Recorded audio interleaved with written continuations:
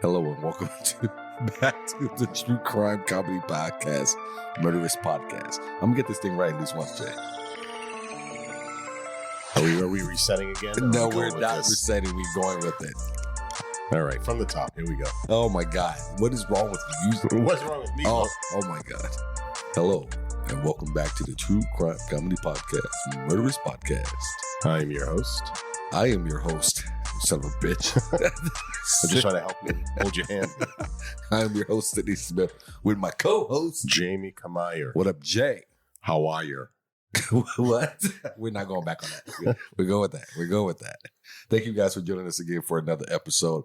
I'm not sure if you can hear it. I still got a little bit of a sniffle going, but yeah, we're back. We're back. Here we are. You're feeling better. I'm feeling much better. Yeah. You're much better. I'm feeling better.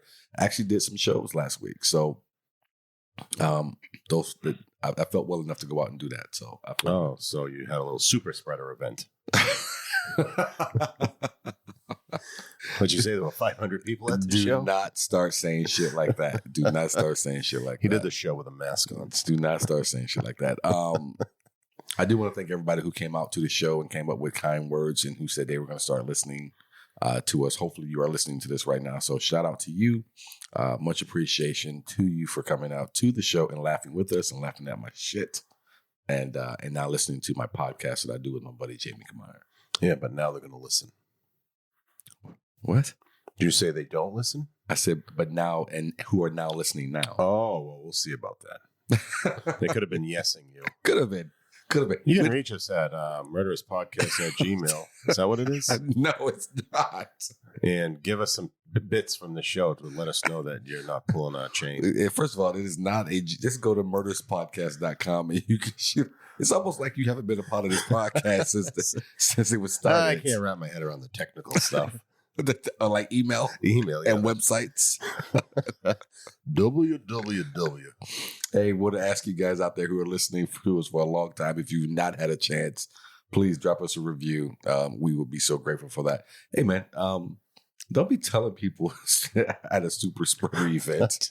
It's a shitty thing to do. Well, no, I mean, you kept your distance, right? You were on the stage, they weren't. But I know I've been on stage, and sometimes you just see like you hit a P or a T too hard, and all of a sudden a little bit of spit just disappears into the crowd. Yeah. But let's back up. I didn't have COVID, asshole. So let's back up. Jerk. Hit someone right in their mask. Oh my gosh. What are you doing here? I ask myself that question. Oh my God, what are you doing here? There's no more Pop-Tarts for you guys. No, I already. Dude, you put those brown sugar and cinnamon in the way back. Yeah, man. And I did. You made me climb. I had to climb your cabinets. I knew this was because I love you, and this is the only way I knew I'd get you to exercise. I think I dislocated a shoulder. It's like putting fucking the honey way up in the tree. From I have short arms. I know, so does Winnie the Pooh, but somehow you guys still figure out how to get that honey. I don't wear pants either, like Pooh. Well, you wear them when you're here.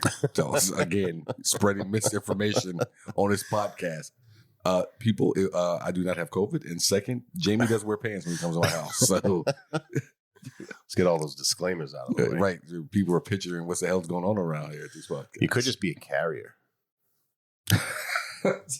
Shut up. All right. Well, here I am. If I'm going to catch it, I'm going to catch it. Here it is. Oh, is that right? Yeah. Okay. All right. And we're not 6 feet apart. We're not 6 feet apart. I could have it. Yeah, sure. I mean, I could. You know what? To be fair, if I go to any family event that involves my girlfriend, that's about 500 people. Mm-hmm. So that could be a super spreader event. So we're both guilty. I'm not guilty of anything. Dumbass. I ought to start this whole thing over right now. All right. Hi, this is your host. Let's get into something serious here because douchebag Jamie. Oh, words cut. Good. We lost some folks, some very influential people to a lot of folks out there, actually. They were around people without a mask. Betty White and Sidney Poitier. And you and I have not had a chance to kind of even talk about this at all on or off the podcast. But do you have any thoughts about either one or both of them passing over the last week or so? I had to go back and look at the age of I watched that show with my dad when I was young. What show? Golden Girls. Oh, yeah. So I went back and looked at the ages. I think Betty White was older than all of them. Like even the one who played Dorothy's mother, Stell Getty. Yes, she was. They were all like the same age. They were all within a year or two of each other. Yes. And I couldn't believe that. I figured she was older, but no, they were all about the same age. Yeah, but Betty White was the oldest of them all. I believe actually, can't think of her name, but the woman who played Estelle was the youngest actually. I think Rue McClanahan was the youngest. Are you sure? I think so. The one who played Blanche. Okay, but classic show. Golden Girls. And like you remember watching it growing up with my older family members as well. Yeah, it was a good show, and Rose was always my favorite. Really? Yeah, she was my favorite character.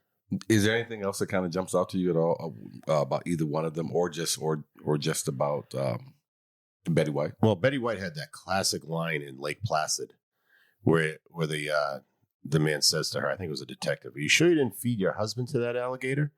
She goes, "This is the part where if I had a dick, I'd tell you to suck it." And I just couldn't believe that coming out of Betty White's mouth. I forgot that line. She, I watched something on her on A&E. They did like a biography. That's what it was. I don't know why I couldn't. It was the show biography, and they did an episode. This is a few years back about Betty White. I never realized how beautiful she was when she was younger. Yeah. They had a ton of photos of her. She was beautiful. They're on black and white now. It's like, remember, she's almost 100 years old. So even when she was 40, that was 60 years ago. Yeah, but she was absolutely beautiful. And I remember for so many other things. I remember her from when she was on Mama's Family as well. That was one of Vicki Lawrence's television shows going way back as well. And so many other things that she did too, in terms of movie and comedy and so on and so forth. And you're right, Lake Placid is right up there. Anything about Sidney Poitier that you ever remember, or maybe you weren't a fan? I feel like with Sidney Poitier, he was definitely more of a generational kind of thing. Yeah, I mean, there were some movies I watched and I always liked him, but didn't really know who he was. Like I knew the name Sidney Poitier because I mean, if you've ever watched any movies, you knew the name Sidney Poitier. Yeah. But like I'd see movies and not realize that was actually him in that movie. The first thing I saw with Sidney Poitier, and I was a kid, was Sneakers. And it was a movie with he and Robert Redford, and they were old retired CIA agents, and they have to go on this mission and everything. And Sidney, it's kind of it's a little bit of a comedy to it, but Sidney Poitier plays like a blind agent. But it's a really good movie. You ever had a chance to see it? Classic movie. It's from like the 80s, right? No, it's from the 90s. Oh, okay. I know the name. I remember when you said Robert Redford. Yeah, that sounds familiar. Yeah, really good movie. Anything with the two of them is going to be a good movie. But it wasn't about computer hackers, was it? It was about hackers. Okay. So you're right about hackers. But really good movie. But I mean, obviously his legend goes even further back than that, being the first black actor, first actor to win an Academy Award and so on and so forth. And I sat down Saturday and watched two of his movies before I went out to stand up live to perform. And I watched Guess Who's Coming to Dinner, and that has Katharine Hepburn, and I'm ghosting on the individual who played the dad. But I watched that, and then I watched In the Heat of the Night, which is another classic movie. That I've seen, but it was forever ago. A really, really good movie. But the thing that stuck out to me is the thing that's said. I'm not going to sound like I'm the only person who's ever said this, but it's just his poise and his the way he carried himself, and you can kind of see it as an African American man. I can see why he was so magnetic to people of a different color at that point in time. You know, and I remember Nelson Mandela said when he was in jail, watched a movie with Sidney Poitier, and I couldn't tell you what movie it was, where he slapped a white guy in the movie. Yeah, and Nelson Mandela in the Heat of the Night. Oh, there he goes. That's how I knew, we were making strides. Because he saw him slapping a white dude in the movie. He's like, that wouldn't have happened before. And you're right. And he kisses his female lead in the movie. And I remember watching Harry Belafonte do interviews and talk about how he, and especially talking about himself, how he would be the lead in a movie and his co-star, the female lead, would be Caucasian.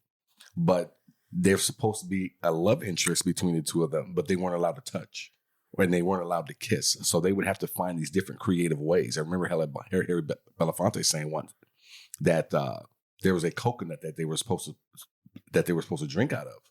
Well, to show intimacy, he came up with this idea, and it seems silly now in 2022 to think of this, but You think back to the 40s and 50s when he was making these movies, he drank out of the coconut. And then when he gave it to her to drink, he made sure he turned it. So she drank from the same side that he drank. Oh, smooth. Yeah. Just little things like that they had to do to be able to do that. When it was a white woman right opposite him? Right. Because he wasn't allowed to touch her, though they were supposed to be a love interest.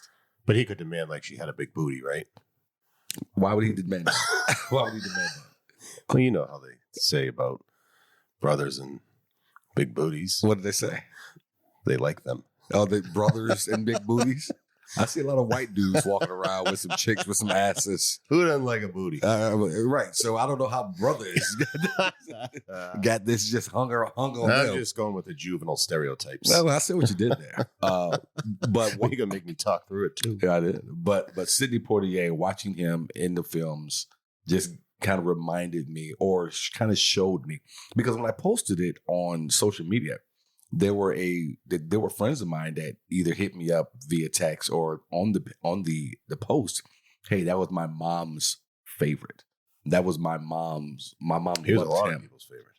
But these were white people saying this about their mothers. Right. And so that was a thing with Harry Belafonte and Sidney Poitier, that they just stood out amongst white men and black men of that time period, actors, where white women just loved them.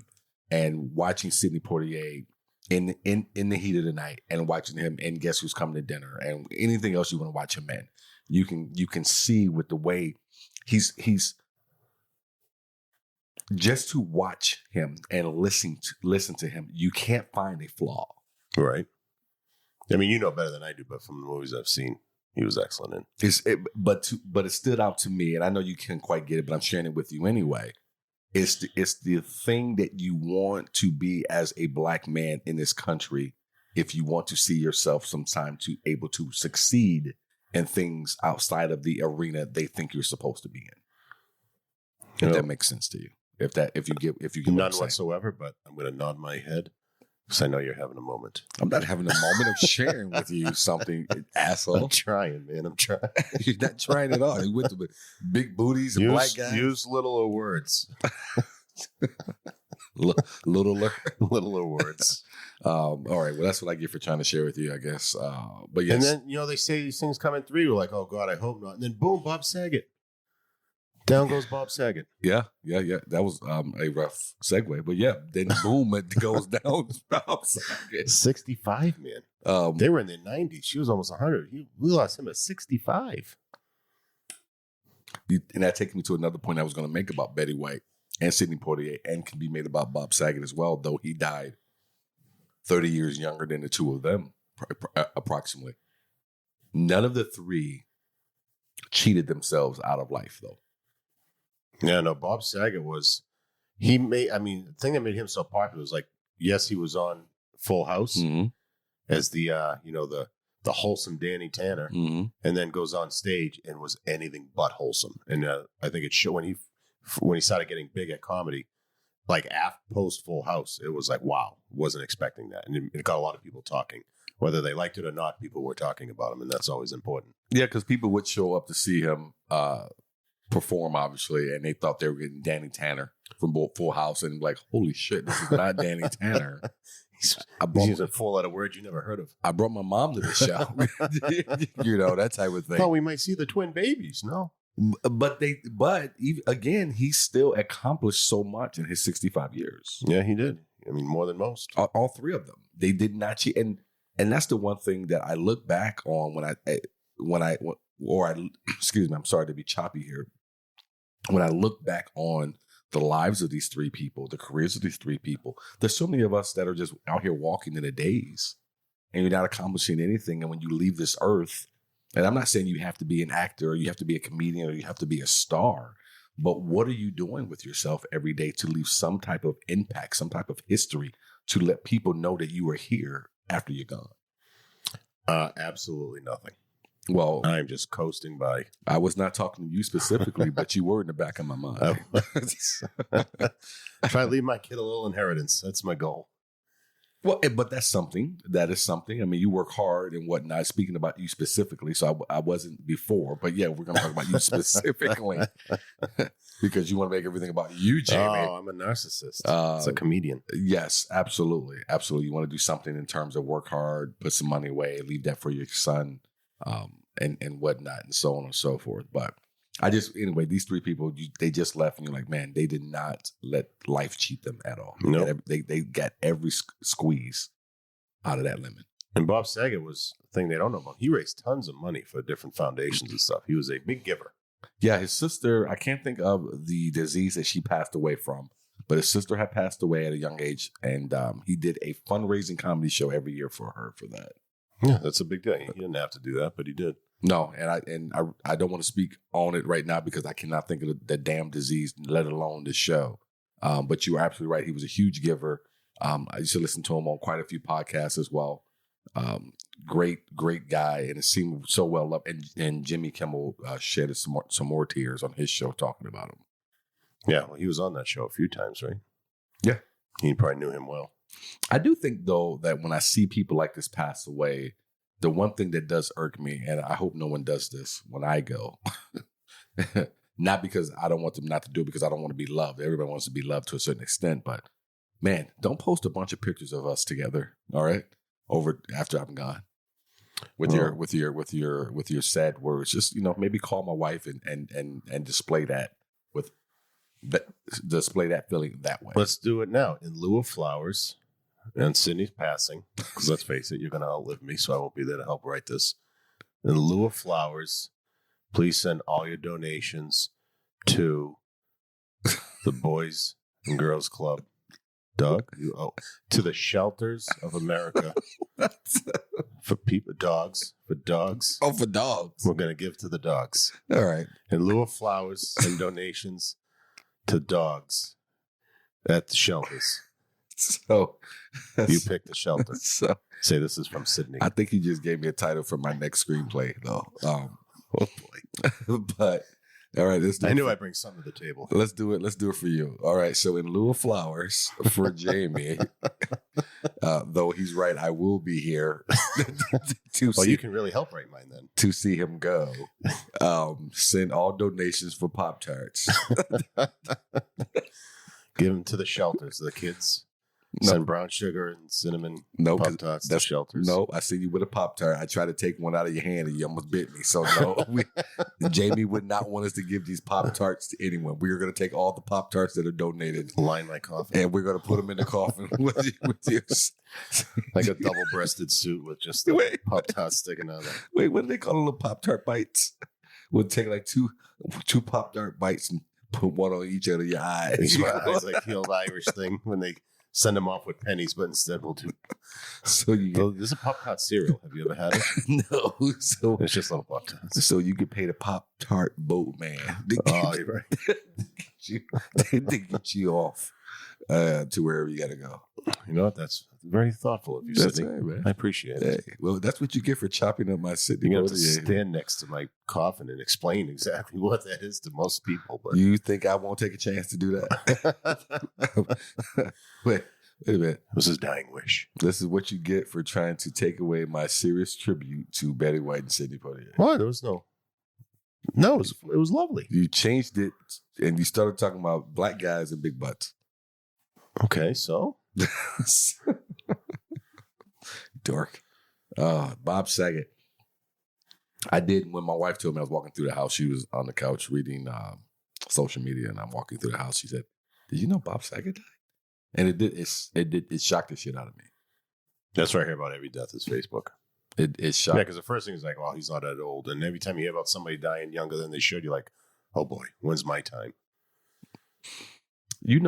With my grandmother passing here recently, the thing, and I was talking to someone else about this the other day, my grandmother was in her late 90s. I won't tell her exact age it was. She would not be happy with that.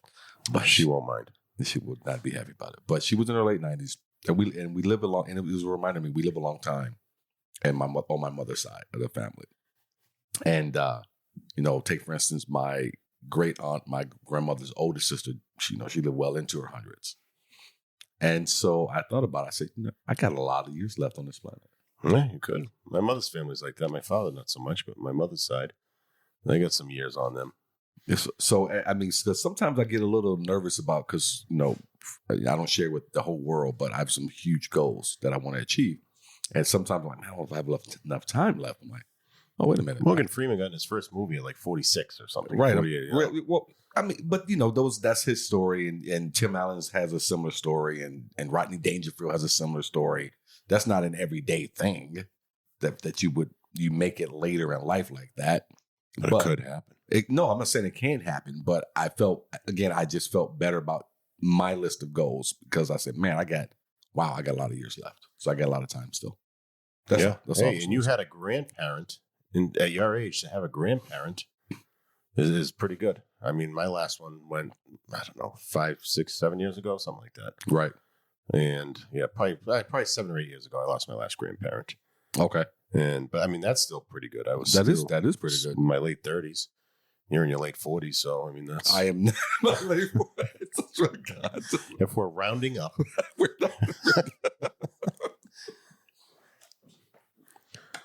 you're rounding way up. Yeah. I like to remind you, I'm 8 months younger than you. You do like to throw that around as if it's a full year. On a calendar, it's a different year. On this week's episode of Murderess Podcast, we rip off a woman named Mary Hallberg. Hallberg, and her story, and plan to have a good laugh about it. It's the ghastly Tracey Richter. Woo, Tracey. When you hear about murders involving spouses, it's usually one of the spouses or a lover being killed. Today's case involves a case like this, but takes a bit of a different turn than you might think. Oh. Let's talk about Tracey Richter. Let's talk about Tracey. Tracey Ann Richter was born in 1966 and raised in Chicago. She was very smart and a good student with high test scores and more than likely a promising future. More than likely. But I have is this going to be a what do you call it, a spoiler? You got a sneaky suspicion this book is right after? Something tells me it's not going to go well. In 1988, Tracey married John Pittman II, a plastic surgeon she'd met in med school. So she is smart. About a year later, the couple welcomed their only child, a son named Bert. Not so smart. She named this kid Bert. Yeah, but she got a doctor, so that was smart. Well, she was going to be a doctor. She probably should have stayed in. I'm assuming she didn't stay in. That's what I'm assuming. But I could be wrong here. But the marriage went sour quickly.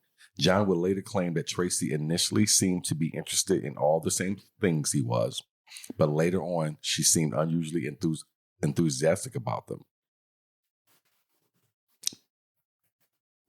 I think the implication here is that she was pretending to have things in common with him as a manipulation tactic. Well, that sounds like a good deal.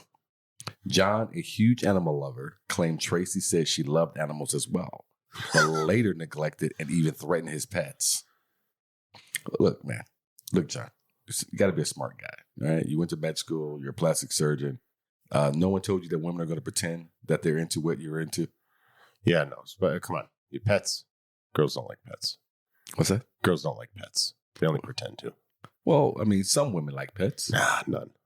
It's a fake show. Tamara's got dogs and a dog and a cat she loves. She told me she didn't like either of them. Oh, somehow. Good to know. Get rid of them. There were also allegations of physical abuse on both sides.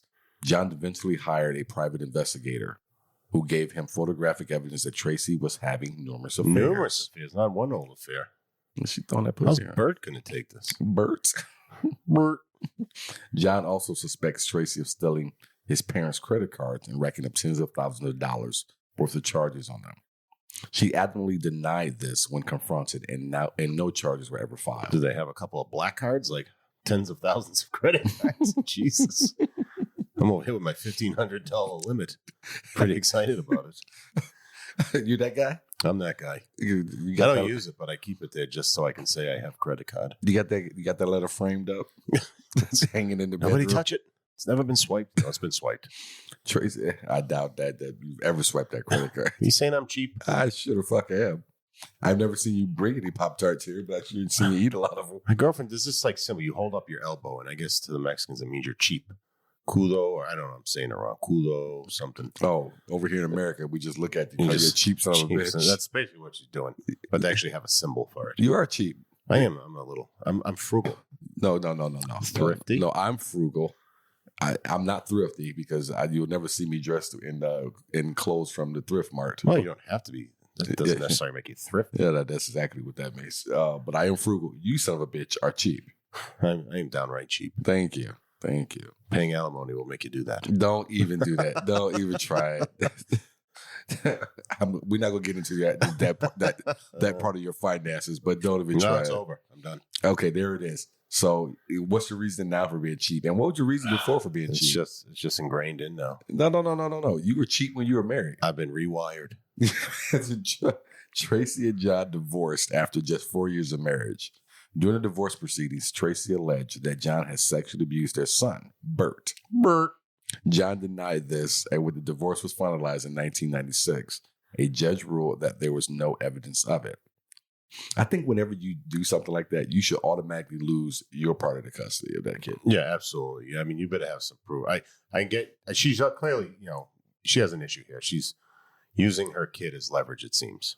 Yes, I think you should. You know what? In fact, anytime you use your child as leverage in a divorce, you should lose your custody, your share. They are not pawns. I can say we never did that in our divorce. We never really leveraged one against the other. But hey, not everyone's as good as me. Oh my God. All right, so let's move on. Not everybody's not as good as you. Their custody battle continued to rage, but Tracey seemed to move on pretty quickly. In 1996, the same year her divorce with John was finalized, she began dating a man named Michael Roberts, who she met online. Oh. Later that year, she went to visit Michael in his native Australia, and 18 days after meeting in person, the couple married. After marrying, the couple moved to the small town of Early, Iowa. Do you take Tracey to be your mate? Just a few months after getting married, Michael found out his new wife was cheating on him, but stayed with her because he didn't want to be another statistic. Sound it out. Shut up. I want to be another statistic. The couple later welcomed 2 children, Noah in 1998 and Mason in 2000. They also started a business together that sold information technology training courses. You don't hear too often that a man says, I'm just staying because I don't want to be another statistic. Like a divorce statistic? Yeah. You don't hear dudes say that too often. Yeah, I think he just liked that she was good looking. Right. There had to be some other reason. That could not be the reason he stayed. He comes out with a black eye. I know she loves me. You're stupid. While living in Iowa, Michael and Tracey, to an extent, befriended their young neighbor, Dustin Weed. Weddy? Is it Weddy? Or I have no idea. I don't know either. It could be Weed or Weddy. Weddy. Folks, you may hear me say it 2 or 3 different ways. Just know I'm talking about Dustin.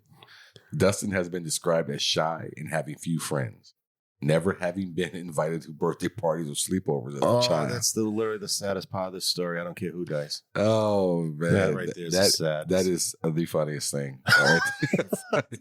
Poor Dustin. How do you go through life and not get invited to anything? I don't know. You had to be the weird kid. How weird did you have to be? There are other weird kids that will be friends with you. Yeah, I know. You got to find your own. Right now, the internet solves that, but I guess maybe he just wasn't there yet. But even when we were growing up without the internet, kids of alike would find one another. Yeah, it's got to be an AOL group. I'm weird. I'm weird too. I never understand how you never get invited to anything. Not even, even your parents, you just bring them. Listen, I'm bringing my kid, all right? He has no one. Wait a minute. You got kids his age, right? That doesn't work, though, because then I just want to invite you because I don't want your weird kid here. I'm coming anyways. I'll stay outside. Just usher my kid in the front door with a birthday present. Hey, Jack's always been invited. Yeah, no, he gets invited. But that's because, he's my kid. And they're like, well, if he comes, maybe Jamie will come. Okay. But while quiet around strangers, he was said to be friendly around people he didn't know. He was also very smart and loved computers, golf, and video games. Well, here's the problem right there. I throw golf in the middle of those two. I don't know. The couple, especially Michael, took Dustin under their wing. Dustin went to church with them They played paintball together, and he even mowed their lawn. So he had no kid friends, but he got a grown man friend. Was he? Go run out there while I pelt you with these. You're a good friend, Dustin. Sorry about those welts on your back. He's at the bowling alley bowling on the league.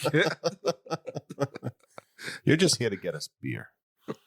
Fucking it reminds me of that episode of Family Guy where Peter makes the daughter drive him around. She's the fucking DD after she gets her license. Things seem to be going very well for everyone involved, but that wouldn't last. By 2001, Tracey's custody battle with ex-husband John had reached a boiling point. You take him. No, you take him. That's what I was thinking. You named him Bert. You take him. Apologies to all Berts out there. Wait, makes me think of Donald Trump. That story they tell about Donald Jr. where he his wife wanted to name him after Donald, and Donald said, "Well, what if he's a loser?" It's a fair question, man. He didn't want this kid sharing his name. Call him Donna. He wasn't wrong. Look at this fucking kid. He wasn't valid concerns. Can't knock him. I look at his kids and I'm thinking, oh my God, it is sometimes you're meant to be a certain person or live a certain life, because you look at these kids, I'm like, you always just die. You were not born into money. Oh my God, between all the fake teeth and hilarious. So by 2001, Tracey's custody battle with ex-husband John had reached a boiling point, with Tracey once again claiming John had abused their son, Bert. But her marriage to Michael wasn't going so well either. One of their arguments got physical, and Michael was arrested. He would later claim Tracey was smashing holes in the floor, and he was protecting her because she was about to get electrocuted. I will let her. That's how you learn. Oh, man. Yeah. Let the kid touch the hot stove. Exactly. Let Tracey touch the wires. Oh, she'll learn. She'll learn. You figure that out. Hard head makes a soft ass, as my mom used to say. Michael also told police Tracey had tried to kill him at least twice. A few days before one of these attempts, Tracey even took out a life insurance policy on him. Oh, that's a dead giveaway. But his claims largely went ignored. I believe charges were filed, but later dismissed. Look, I don't need charges to be filed if I find out my wife is taken out. Well, and if she tried to kill you once, would you say, would it happen twice? No, you'd probably be like, okay, I think this has reached the end, this relationship, if you're trying to end my life. No, let's try again. Especially if I know you've taken out extra money on my ass. I'm not sticking around for that. What's this $25 to Omaha Mutual? On the evening of December 13, 2001, 35-year-old Tracey was at home with her 3 children. Michael was out of town on a business trip. Tracey had a friend over that afternoon who left around 5:15 p.m. Later that night, she was giving 1-year-old Mason a bath when, as she claimed, 2 intruders broke in. One of the men was 20-year-old Dustin Weed. Weed. I obviously don't believe this because he had no friends. He would have come alone. Right. According to Tracey, Dustin and the unknown man, who was probably his bowling buddy, barged through her unlocked door. One of them strangled her with a pair of pantyhose, and she blacked out. Oh, sure. Pantyhose? The old pantyhose strangulation trick. Oh, man. She woke up to 11-year-old Bert screaming. Her glasses had been knocked off during the attack, so she couldn't see as well as she usually could, but she managed to run to the master bedroom and grab a 9mm semi-automatic handgun. I would go find the glasses next before you start firing off shots. Dustin attacked her, tugging at her hair and feet, but she managed to pull the trigger. The safety was on, so she unlocked it and fired. When that gun was empty, she grabbed a revolver and shot him.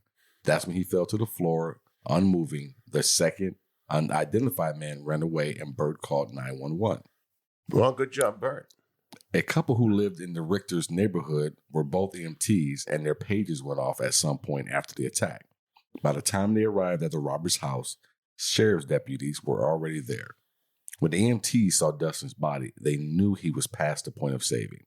He died on the scene. He'd been shot 9 times from 2 separate guns. That's a terrible excuse. Why would you get a second gun? That's what I was thinking as I was reading. Like, you unloaded the 9 mil. Why do you need a revolver? I mean, 50 Cent took 9 shots, but this guy was clearly no 50 Cent. One gun should have done it. I'm sorry. What's that? What's the name of the rapper?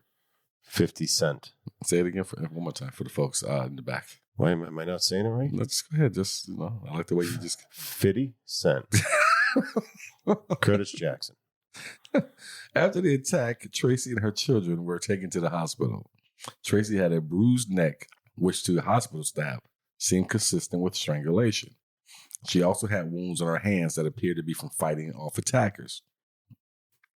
After the story got out, Tracey was hailed as a hero for protecting herself and her children, and Dustin's death was assumed to be in self-defense. Yeah, I don't like where this is going, Sidney. All right, Jamie. In 2002, Tracey and Michael Roberts appeared on the Montel Williams show to talk about the attack. During the interview, Tracey claimed, "I did what I had to do to protect my family." Oh, Montel Williams, huh?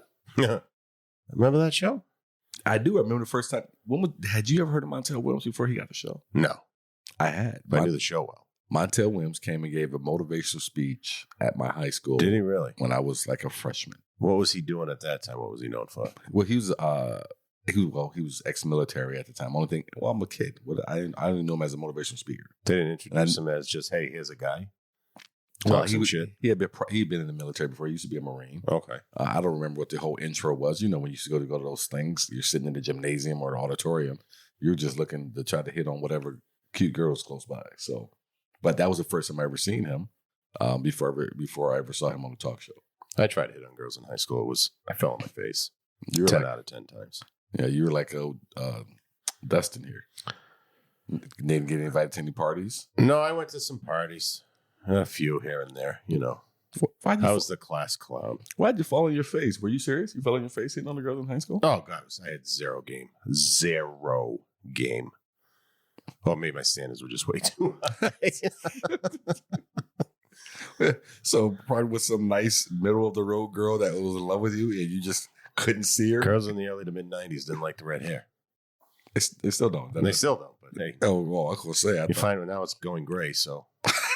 The salt and paprika look I got. Salt and paprika. Really? So you didn't date a lot in high school? We never talked about this. My first girlfriend, I was about 3 years into college. Get out of here. Yeah. Late bloomer. Late bloomer. Late bloomer. Yeah, I had another late on that, buddy. All right, Nick, continue with the story. Why? This is far more interesting than I never knew you were this. I was in good shape back then, too. I don't know what the hell their problem was. I mean, were you just a drunk asshole? Were you a dick, I did that. Once I got in college, I started shaving my head, keeping it bald. Oh, you started bringing the skinhead girls. That's got to check you at that time. The ones with the black boots and the red shoelaces. As Gary Owen would say, doesn't matter who I like, who likes me. Always wears some suspenders and a flannel tied around their waist. Jorts. All right. Let's move on from you and your late blooming skinhead date days. Well, have I made up for it, Sidney? Huh? Billy, listen to this. You want to talk about how you've made up for it? All right, I think you were reading the story. Yeah, probably. Yeah. So the year after the shooting, Dustin's parents divorced on Thanksgiving Day 2002. Dustin's father visited his son's grave and shot himself in the heart. What the fuck? Oh, in the heart too. Jeez, a little dramatic. Jesus, I feel bad about making fun of Dustin's name now.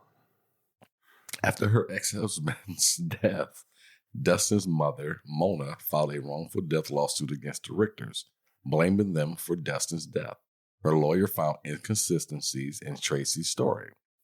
She said once that she knew Dustin was one of the attackers. Then later, she said she didn't know who either of them were. She said at one point she fired from one position, then later said she fired from another. However, the lawsuit was dropped in 2005. Just a few days before it was set to go to trial, apparently because investigators said it could interfere with their case. This is so sad. On April 23rd, 2004, Michael Roberts filed for divorce from Tracey. Tracey requested temporary child support as well as an order of protection against Michael. After the divorce, Tracey tried to pin the shooting on Michael. Oh, nice try. She moved to Omaha after the divorce for a fresh start and claimed that Michael was still harassing her and her children even after the move. She also claimed he broke into her car in 2009 and left photos of Dustin's body inside. No way. No evidence of a break-in was ever found. Michael has claimed Tracey was the one harassing him after the divorce. I believe it. This Tracey's a little bit of a bitch. Yeah, she sounds like she's got a little bit of a problem. In Omaha, Tracey assumed a new identity. Now going by the name Sophie Edwards, she got all new documents to match a new driver's license, so social security number, and passport. All right. Nothing says dead giveaway like a new identity. Yeah, that's she got that at the border. And where she's leaving the country. And where do you go get that and a new social security number and everything? You just can't. I mean, that's a process, right? Yeah, I mean, you gotta show that your social security number was your identity had to be hacked. I believe at the very least to start getting those new documents. How would you know this? Oh, I watch crime shows. I know. Sidney's drinking right now, and this is the part where I'm supposed to fill. So, and he does a piss poor job every time. I just like to put you on the spot. It makes you like drink faster and then put the drink down quick. I was enjoying my cool, refreshing lemonade. That cool, refreshing drink. For you folks out there who don't know, that's Eddie Murphy from Eddie Murphy imitating Elvis Presley. Elvis Presley. Yeah. Classic. So classic. Meanwhile, investigators were working hard to piece together just what happened on the night of December 13, 2001. At first, Bert said he thought his dad had something to do with it because he hadn't called after the attack to see if his son was okay. Oh, well, yeah. Shut up, Bert. Right, what a fucking douche. Investigators were also suspicious of Michael. I feel so bad for Dustin, but this Bert can go fuck himself. For some reason, I have no good. This fucking kid. Good idea. This kid. Investigators were also suspicious of Michael, thinking he convinced Dustin to kill Tracey so he could get her life insurance payout. Michael did fail a polygraph, though his business trip gave him a rock-solid alibi. Another source said the polygraph results were inconclusive. Investigators wondered if he might have been the one to hire Dustin and the second man to kill Tracey. I would never take a polygraph. No, hell no. Innocent or guilty. Yeah, it's no good in court. What's the purpose? What does this do for me? This doesn't do anything for me. No, because they'll still try you. Even if you come up innocent, they'll still go through the evidence. And if you're guilty, well, then if the thing, triggers something because your heart palpitation said, hey, he's lying on this, then you're fucked. Yeah, I wouldn't do it. But even though they were looking at other suspects, investigators were suspicious of Tracey's story from the beginning. For starters, there was no evidence that there was ever a second intruder. They also thought Tracey's strangulation marks looked more like simple friction marks from rubbing something across her skin. There were also inconsistencies in her story, more than just what was pointed out in the wrongful death suit. At one point, she told sheriff's deputies that both men had run away, when she'd previously said only one of them had. She later said she made a mistake there. She'd also given police a description of the second man's face, but earlier had told them he was wearing a ski mask. A friend of Tracey's, Mary Higgins, claimed she didn't think Tracey would have had enough room to turn and fire like she said she did, from the tiny space between the bed and the wall. I don't think it takes a lot of room to pull a trigger. Could be wrong. Well, it depends on what type of positioning that she needed, and she said she had. Well, she said she fired off the gun, then went and got another gun. Mm-hmm. So some of those bullets did hit him. So she was accurate enough. There is one other thing I found interesting. In most accounts, Tracey said she was strangled with pantyhose. But at one point, she also said her hands were bound with pantyhose. These both could be true. These things could have been done at different points or using different pairs of pantyhose. But I did think it was a bit strange. We all know women have one good pair of pantyhose, and that's it. Science. And then there was the matter of Dustin. After the attack, people were shocked that someone like Dustin would commit a crime like this. What do you mean you're not my friend? A pink spiral notebook was found in Dustin's car that supposedly belonged to him. The writing inside was in his handwriting and claimed John Pittman had hired him to kill Tracey and Bert, making Tracey's death look like a suicide. Really? Hey, write this story as I tell you. But investigators didn't think it really was. But investigators didn't think it was really his. Dustin didn't like to write, didn't keep a diary, and had never even met Tracey's first husband. There was also information in the diary about John that Dustin couldn't have known. They began to think Tracey had coerced Justin into writing it to incriminate him further, maybe in a few days before he died. I knew it. That's what I was thinking. Was he, he wasn't that smart, huh? He was, the video that I watched on TV, he was a little slow, I think. Okay. Also found in Dustin's car was an old computer that his mother, Mona, didn't think he would be interested in. And why, she asked, would he go back into the house after taking it and putting it in his car? Mona also claimed Dustin held his relationship with the Roberts in high regard since he didn't have many friends and had never been good at making them. So he would want to hold on to the ones he did have. The one he did have. So what if he shoots me with a fucking paintball gun when I'm not looking? Why am I reading the ones that you're over there? The one he did have. One. Tracey has some claims of her own. She says Mona once told her she was afraid to leave Dustin alone with her other children since he was afraid he might hurt them. Mona says she was never worried about leaving Dustin alone with his sisters. She just didn't like doing it. Dustin was difficult, she said, but he was never violent. More and more, this supposed home invasion was beginning to look like murder, but there still wasn't enough evidence for an arrest. The case went cold until 2009. One source says 2008, another says 2010, when it was revisited by the new Sac County prosecutor, Ben Smith. That's a nice title, the Sac. Bring in the Sac. We'll get to the bottom of this. Well, Ben the Sac Smith going forward in this story. Ben the Sac? Ben the Sac. Just the Sac. Just from now on. The Sac knew right away this case was suspicious. So let's let people get used to it. So the Sac. Ben the Sac Smith knew right away that this case was suspicious. Remember, Tracey claimed her glasses had been knocked off in the attack, so she couldn't see very well. Yet she shot at Justin with her near-perfect accuracy.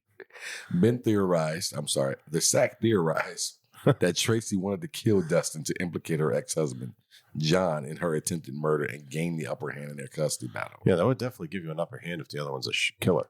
At this point, investigators wanted to prove Tracey knew about the notebook found in Dustin's car. It had never been revealed to the public, so if she knew about it, there was a good chance that she'd coerced him to write it, as they initially suspected. When they found out her friend Mary Higgins had known about the notebook, they knew Tracey was guilty.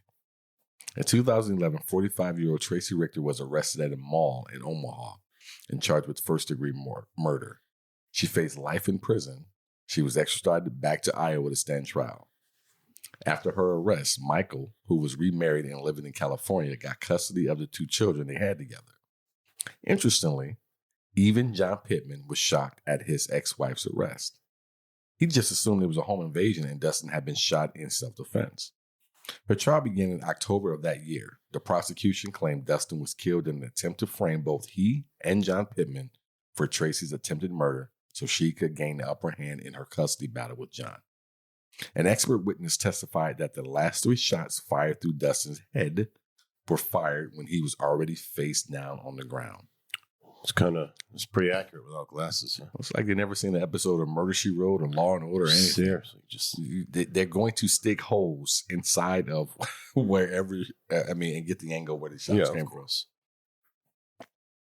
The defense claimed Tracey's original story was true, that there had been a home invasion and Dustin was killed in self-defense. A now 21-year-old Bert took the stand in his mom's defense and said the home invasion was real and credited his mother for saving his life. The defense also said the second shooter might be a man who Mona was having an affair with at the time, who broke up with her and left town just days after the attack. Tracey didn't take the stand, but said in an interview that she had no need to manipulate the custody battle in her favor because she never doubted she was going to lose the custody anyway. She never doubted she was going to lose, so she thought she was going to lose. As is written here. Oh, Tracey. You're dumb. There's one other thing I thought that was worth noting. In the trial, the judge barred a psychologist from testifying to say that Tracey had acute stress syndrome. and that her actions were inconsistent. That her actions were consistent with someone who had been in a home invasion. Apparently, this was done because the testimony would have crossed the line into the realm of bolstering Richter's credibility. On November 7, 2011, Tracey Richter was found guilty of the murder of Dustin Wade. She was no Weddy balls. She was later sentenced to life in prison, where she remains today. In later interviews, jury members claimed they wanted to believe her story, but just couldn't. They also didn't believe Burt, saying it seemed like he had been coached. Oh, Burt's been coached for a decade now. Oh, yeah. She's had a lot of time to work on that kid. As juror Paulette Sopolan put it, I guess one thing that stuck in my head was that she took one of the guns that still had bullets in it. She took it downstairs and unloaded it on the counter. Well, if you're protecting your children, you wouldn't unload a gun. You'd keep it loaded. Yes. You're going to beat him with it? After the trial, there was some talk of charging Burt with perjury, but I don't think anything ever came of that. You don't think so? I don't think so. Well, Mary here didn't think so. In a bizarre, tragic coincidence, Tracey's father was found dead the day after her conviction. His body was found in his home, and he was thought to have been dead between 24 and 36 hours by that time. That's all good a long time. His death was thought to be natural. An autopsy was scheduled, but I could never find the results. Mary could never find the results. Mary. The day after her father's body was found, Tracey and her lawyers filed an appeal, but not for her murder conviction. When she moved to Omaha and assumed a new identity, she'd done so illegally, filing for new documents under the same name, Sophie Edwards, and claiming she had it legally changed when she hadn't. Where'd she get this passport then? When you sign documents like this, you have to sign that you know under the penalty of perjury that the information is true. Because of this, Tracey had been convicted of perjury, and that was what this appeal was for. However, the appeal was denied because she'd filed it too late after the conviction. So far, at least 2 appeals she's filed for the murder conviction had been denied. In 2012, Tracey wrote a child sex offender named James Lander to try and find a witness for her defense. Oh my God, that's who you go to. James Lander was in jail in Wisconsin, but heard about Tracey's case from a local Iowa newspaper and supported her. She wrote him a letter with personal information about not only her children, but about Michael Roberts. Yeah, you got to occupy your time when you're in there. That same year, Michael tried to get new passports for his and Tracey's 2 children. Their kids had dual Australia, U.S. citizenship, and Australian passports, but the passport had expired. His request for passports was rejected because he still technically had joint custody with Tracey, who hadn't consented to the kids traveling out of the country. I believe he was eventually able to go back to Australia with his kids, or possibly did so without permission. Later that year, a search for Tracey's hard drive that proved she really had tried to kill him back in 2004. After Michael got custody of their kids, Tracey owed him child support. Ha! How How you like that? Give me an applause break. Oh my God. Wow, that makes me feel. In 2014, those child support payments over $200,000 at this point. Holy, okay, that's a bit excessive. Were changed to restitution payments for Justin Wedd's family. Tracey supposedly didn't need the money because she was in jail. So I did find one article that said got my bills paid for. Though I did find one article that said she would no longer be able to buy things like hygiene items or pay to use the phone. Imagine being in your cell and like someone brings you the phone and be like, I think it's a collector. You want me to tell him you're not here? You just give him the cut sign the whole time with their hand. Oh, my name is Dr. Sophia. Later that year, allegations came out that Tracey and her mom were harassing people who had testified for the prosecution in her trial. Tracey's mom's house was searched. She denied any wrongdoing and accused investigators of corruption. Even during their custody battle, John Pittman says he'd see flyers on cars that claimed he was a child molester. Oh, that's not good. Now it seemed those allegations were coming to the surface again, though there didn't seem to be any more evidence of them now than there was then. Several articles published on a website called Rip Off Report claim prosecutor Ben Smith had a conflict of interest with one of the prosecution witnesses that he failed to disclose to the judge. He also allegedly became friends with Michael Roberts and testified in some of the Roberts child support hearings on Michael's behalf. The website claimed Ben knew Michael was a child abuser. The website claimed who? Oh, I'm sorry. The sack. The sack. Knew the sack knew Michael was a child abuser, even though, again, there was no solid evidence of that. It also claimed 2 other witnesses lied on the stand, and the sack. Yeah, there you go. Ben the Sack Smith knew, but didn't do anything. Other accusations of witnesses included things like murder, computer hacking, fraud, theft, perjury, and even terrorism. In 2015, Ben the Sack Smith sounds like that sounded like an episode of Sneakers. was sued by the Ripoff Report. The lawsuit claimed Ben falsely accused the owner of criminal conduct and used various means to publicly disclose private information in an attempt to discredit him and his website. I have no idea how this lawsuit turned out. You have no idea, Sidney? Mary has no idea. That's right. We got to remind you. We ripped this woman off fair and square. Maybe. So even today, there are people who still think Tracey is innocent, or at least that she didn't get a fair trial. Her son, Bert, still claims the home invasion was real and Dustin's shooting was in self-defense. He started a change.org petition around 2015. At least appears to be by him. But it only got 130 signatures. You need, what, 100,000? I don't know. He put a lot of work in for that, though. There's also a Facebook page that seems to be run by tag me in it. Another man in Tracey's corner is a journalist named Darren Mead. Yet another Facebook page, again seeming to be run by him, he claims prosecutor Ben the Sack Smith manufactured evidence and concealed and withheld exculpatory evidence in the Tracey Richter murder trial. That's a good job on that word. No, man, thanks, man. And a lot of those accusations have been previously discussed. And I don't know. Mary. And I don't know. No, I don't know. No. And Mary doesn't know enough to say whether they're accurate. Well, we appreciate your contribution, Mary. Yes. The story was sourced at Mary Hallberger Media. There's no Hallberger. No. Yeah, there is a Hallberger. What are you talking about? HTTP. Yeah. Okay. Yep. You're just always confused. I know. What do you think about this one? Oh, there was some really sad points. I felt bad because we joke around with the kid's name and then he ends up being the victim. I always hate when that little bit happens, but such a soft. Yeah, I know. I'm soft. And then the dad shoots himself over his grave. Oh, it's terrible. Okay, from Sidney Smith Creative, this has been the Murderess Podcast. If you like our show, be sure to tell your friends and family. Subscribe to us on Apple Podcasts, Spotify, Stitcher, iHeartRadio, or wherever you are listening right now. Leave us a 5-star rating if you are listening to us on Apple Podcasts. At least 3. 5 for sure. Not 3. What a jerk. All right, well, we'll take it. I'm an average kind of guy. Give us 4, right? That's a B-. That's what's wrong. It's my first B. Again, this story was sourced from www.maryhallbergermedia.com. And folks, remember, be aware of your surroundings. And we would definitely see you next week. Bye. That's not what you need to say. See ya. Okay, do it right.